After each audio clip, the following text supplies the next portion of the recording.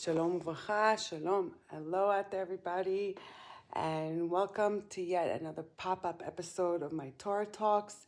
We're going to quickly dive into this week's parasha, but before we do, I would like to reintroduce myself and a little bit about what I do and what our goal is. When I say our goal, me, myself, and I, and B'ezrat Hashem, I should be doing the will of Hashem.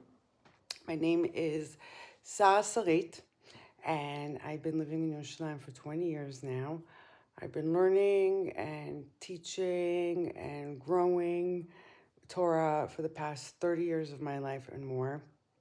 It's an ongoing process of constantly changing and accepting that there's so many different ways of living Torah and being an example of it. And so over the years, I've done many trips. I called my tour thing Holy Journeys. I say thing because it wasn't a tour and it wasn't a thing. It was a week-long trips that I would take many women overseas and here in Eretz Yisrael to different places to do internal work through driving in the land and experience the beauty while we're dancing and singing and learning Torah, making challah, whatever it is, meditating and growing and tapping into our inner selves. Over the years, I've, as you can see a little bit over here, I've found passion in art as a way to heal and express myself. And ironically enough, it's a way where I've learned to teach Torah. It's like my bulletin board, and it's something that I never expected. It just happened to me on my journey, and that's for another time. I'm just showing how learning Torah became life for me. It became very, very real. Right now we're in Dalet Cheshvan, and it's actually a very holy day. We had this whole week is a lot of people who passed from this world to the next. So I dedicate this year to all of them. I'm not going to go through the names right now, and it should be in the memory of all the fallen soldiers and everybody who got murdered in this past year, and in refuah for all of Am Israel, all of us in Klal, and personally are hurting. And with that, which you see the grace of Mashiach. It's literally almost 4 a.m. and I just got back from an event I put together. And we put it together in less than 3 days, mamash, even less than that. Somebody reached out to me and needed to do a memorial, Lehilula, for her son who passed 14 years ago and her daughter. And they came to her in a dream and she wanted to do something meaningful. And so we went out up the road to a beautiful park. It's not a park, it's a gan, it's a garden off the shul where I daven. And we just klezmered it out with violin and drums and a shofar and guitars, and it was beautiful. And I can't sleep. And it's 4 a.m. and I was like, oh my God, what am I going to do? And so being that my Shlom Tzion Academy isn't yet in its full heartbeat, I'm insisting on still going on with the momentum and giving small shares when it's possible, whether it's through Zoom, on YouTube, one-on-one, spontaneously, and at times when I'm able to carve out the time to give a share over the phone, which is a little bit challenging for me because I need to have people in front of me in interaction. This whole thing is chadash, it's new for me, but I put myself to the challenge, and this is my vision. And in order to get there, I guess I have to do sometimes things that are uncomfortable. And that's what we're going to learn about this week's parasha. I happen to love this parsha for so many reasons. It's Parshat Noah. Noah is one of my favorite characters, And that's because I'm born on Yud Zayin Cheshvan, the 17th day of Cheshvan, and they say that that's the day that the Mabul began. And ironically, if anyone knows my personality a little bit, they say that when I get into a room, I get, the room somehow gets stormy, all excited. And so I do have a little bit of a stormy personality. And over the years, I've learned to use that stormy personality to good things and positive things. So Noach to me was always an example and someone that I looked up to and just connected because it's my birthday. So it starts with Ele Toldot Noach. And so it's telling us his life, like a short summary, like a prelogue. Like these are the highlight points of Noach's life. Noach ish tzaddik tamim hayam b'dorotav. He was ish tzaddik, a tzaddik, a person, an ish, a tzaddik, tamim, innocent. Haya was in his generation. Eta Elohim italech Noach. And then it goes on to the children that he had. And he walked with Elohim, he walked with him. So the name of Hashem that's used here is also a significance, whether it's Di or Rachamim. So there's two things that come up here, which is, what does that mean, walking with Hashem? And also, if he was a tzaddik, then how come he wasn't able to save his generation? The next two people that came to me that was like the season right before and the season right after, if we're doing our little cute Hollywood to Hollywood mix, where I compare Lahavdil Hollywood to Hollywood stories, because really everything began at Hollywood. I say Hollywood for Etz Kodesh, which is for me, it's the olive tree that came from Ha-Zaitim with the Besot, which happens to be in this week's Parsha. Back to Noach. Walking with Hashem, I was like, oh, Avram Avinu was also walking with Hashem in his journey. And I was like, what is the difference between the way Noach walked and Avram walked? Avram was mi'ever. He was beyond. It's like Noach was right beside Hashem. Avram almost like skipped over him. He's like, wait. I'm going to go and be like, he was a rebel. Noach was not a rebel. He was a Ben Adam Noach. He was comfort. Okay, so there's a different ways of walking with Hashem. The Parsha before, Mamash in Bereshit, after the whole story with Adam and Chava, there's a pasuk that goes over, a few psukim that tell us the generations between Adam Arishon till we get to Avram, Noach and then Avram. And there's one person, one character, that's very similar to the way Noach is described. And it goes like this. Bereshit, pasuk Chav Gimel. Chaf Aleph. ויהי חנוך 65 שנה ויולדת מתושלח. ויתהלך חנוך את האלוהים, אחרי הולידו את מתושלח 300 שנה, ויולד בנים ובנות. ויהי כל ימי חנוך 65 שנה ו300 שנה. ויתהלך חנוך את האלוהים ואיננו, כי לקח אותו אלוהים. So I'm not going to go into the numbers of what age he was when he gave birth to Metushelach. Metushelach is the guy, the person that lived the longest in the history, and his passing days actually is also in Cheshvan. And it says that Vitalech Chanoch, and Chanoch also walked aside with Hashem, with God, and all of a sudden he wasn't. Ki lekach oto Elohim. And even before that, it says Vitalech Chanoch et Elohim acharei, after he gave birth to Metushelach. Like he's just always walking besides Hashem. It's a very, very mystical story, what happens to him and how he disappears. But he walked also besides God, besides Hashem. It's interesting that Chanoch's name has Noach's name in there. I just thought of that recently. And so, but it was a different type of walk also. Chanoch,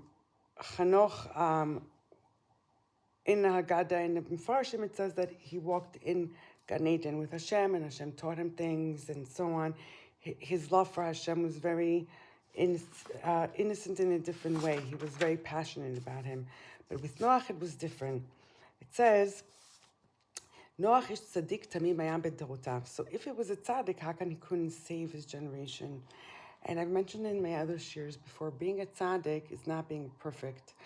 We, in our heads, think a tzaddik is this perfect version human being, which hasn't existed because a human cannot be perfect.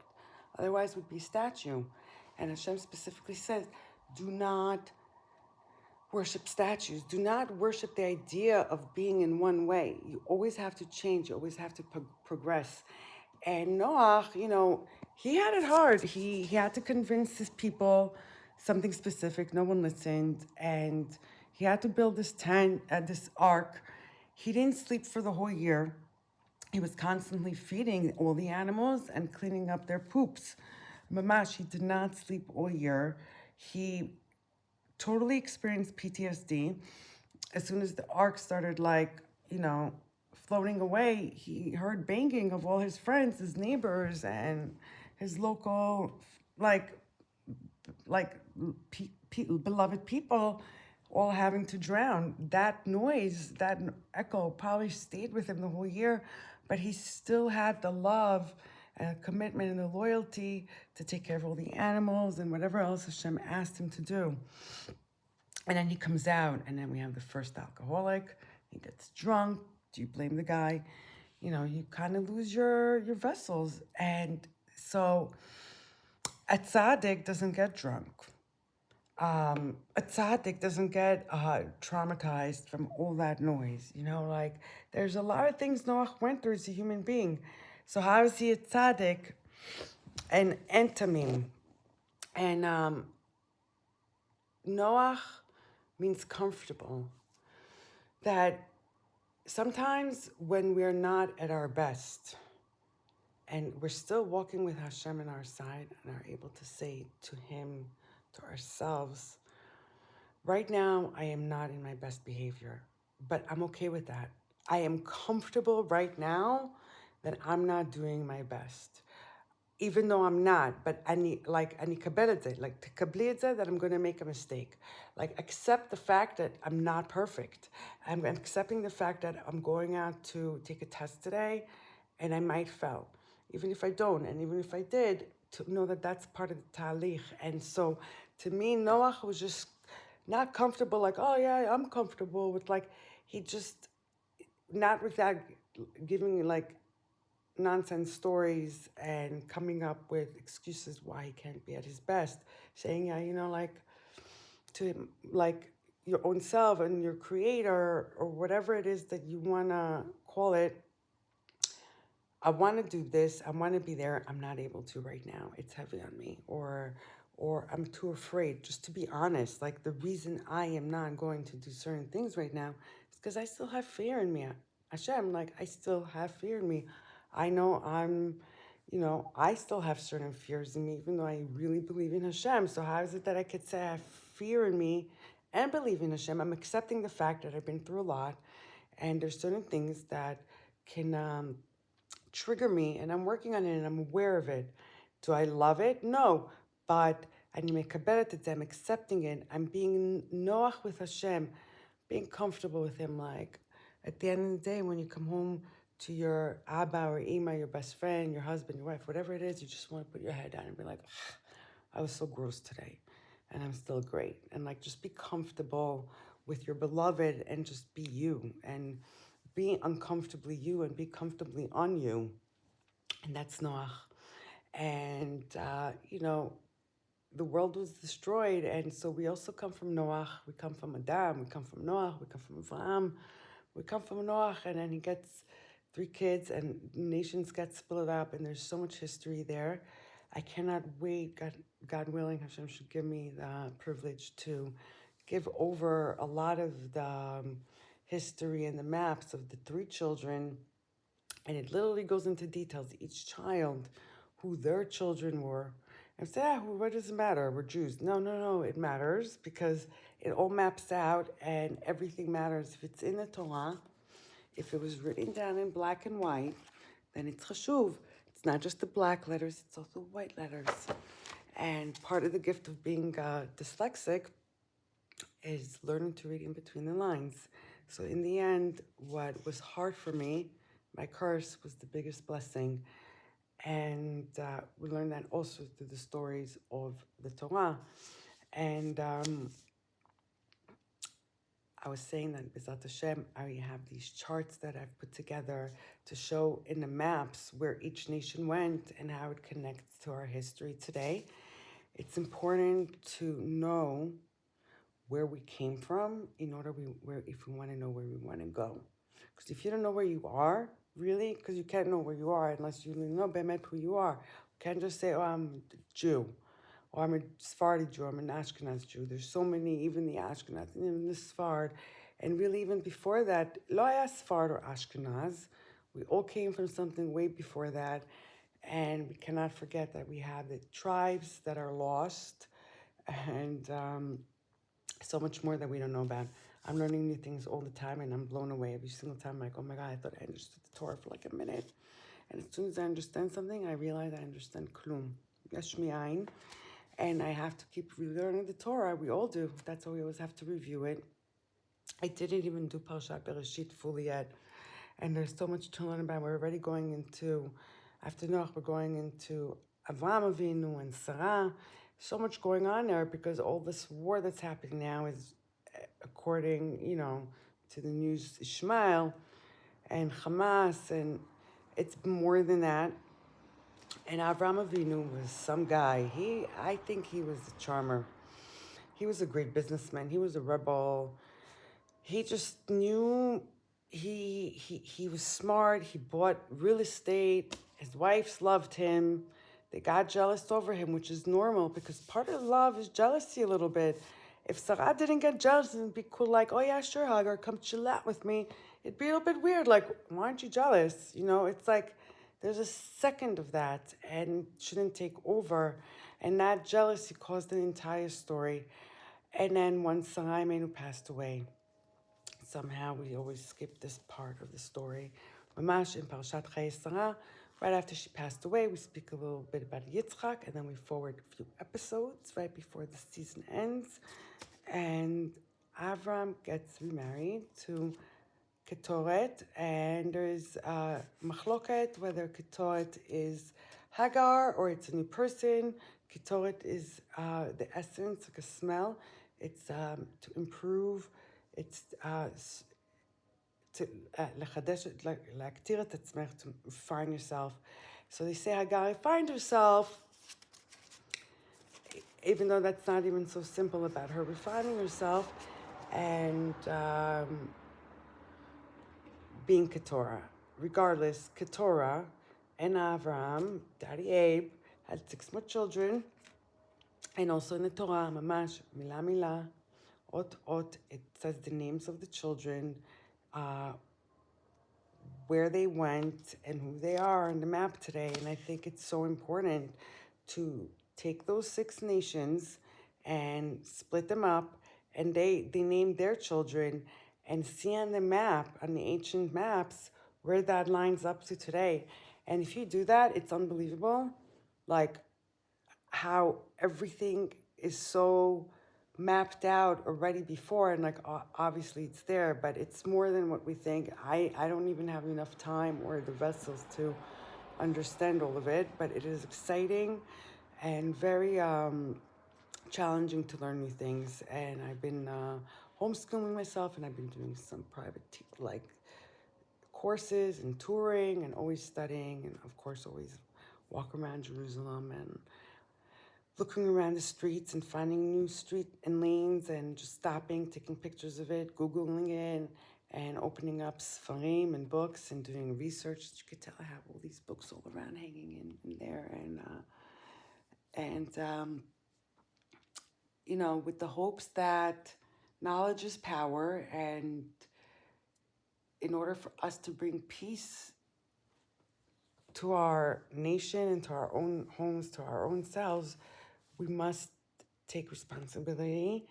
And in order to have peace, we need to become peace. And to become peace, we need to kind of peace out of the noise from the outside and peace into the holy books and holy letters. That's Shira Shanim. And learn about the characters and realize that none of them were tzaddikim in a way that we vision, where like they have the perfect payas or the shtreimel or the tie or the suit or the greatest husband of all times. Mapitom, no, none of the kings, none of the prophets had perfect children, perfect marriages. It's all metaphors for us to learn. The tzedek is to be honest. The tzedek is to be be'emet. They say emet me'eretz titzmach. And the tzedek is just to be Hashem liked. And Hashem is ahava. He's love. Hashem is shalom. He's peace. Those are his names. It's not charada. It's not fear. It's not being too strict. Ben Nachman said it's not good to be too strict. You could take one mitzvah and have chomer with that. Everything else, if it doesn't come from a place of ahava, ze lo shaveh. The Shechina will not rest in the home that's fighting on Shabbos over the blech, whether the plata and the liquid touched it or didn't touch it. That is not the point at all. Yes, it's important to keep halacha, obviously. But there's halacha and there's halacha. And ההליכה של ההלכה הכי טובה זה דרך ארץ קדמה לתורה. And sometimes it's not worth it to embarrass your child or your guest or your spouse and like get all crazy about the blech and the first cup and the second cup. להיות בשמחה, להיות בשלווה, לקבל את זה, that this is where you're holding now. It doesn't matter if you started at 40, at 70, at 10. At that point, age doesn't matter, because if you're just starting to learn Torah at 60, at 70, all that knowledge that you got all those years on the streets or wherever you were, boom, as soon as you learn the Torah, 3, 2, 1, Hashem just magically does it to you. You have the willing and the desire to do it for the right reasons. It's not just any chokhmah to learn a lot of Torah and have all that knowledge. It's like having a lot of money and not doing the right with it. Of course, you should spend it and take care of your body and enjoy and go on vacations and skydiving and all these things, because you're taking Hashem's divinity and creations and connecting your neshama and your body, and that is the point. But it's also important to keep things humble and give tzedakah and do good things with your knowledge and your power to whatever that is, each one to their own. And that's it. We're going to wrap it up for now. Wishing you guys all a blessed day and a blessed week and a chodesh, Mar Cheshvan. They say Mar is bitter because there's no Chagim in Cheshvan. It's known that Chanukat Bet HaMikdash was in Cheshvan from Shlomo HaMelech. And Mar is for Margaliot, which is precious stones. And a precious stone, in order for it to be precious, has to be pressured and refined and like taken like a diamond from the coal and hit. And it goes through a painful process till it becomes a rare diamond. The more rare you are, the more expensive you are. And so that part is bitter, Mar. But then you get a Margalit, you get a precious stone. Unique, and each one of us is that exactly, and our life is a journey, and it's not always pleasant, and God willing, it should be soon that all that unpleasantness turns into sugar honey and good things only. Sending you guys love from Yerushalayim, Yere Kodesh, and I hope that you guys enjoy my shares. I would love if you continue commenting and sending me texts or comments, whatever it is. It gives me a lot of ochozel to give response back to people. It's a huge thing because it tells the person like where they're holding. You know, I have my good friends. They're like, Sarah, you got to do this, you got to do that, and I'm like, all right, I'm new with this. I'm just going with the flow. I'm new with this, meaning with the phone and the whole Instagram and the selfie with the shmelsi, the kol hazeze. But mani for Torah, I'll do almost anything. Almost anything. I won't do certain things that, whatever. To each their own. Be Noach and be tzaddik. תלכו עם השם יתברך.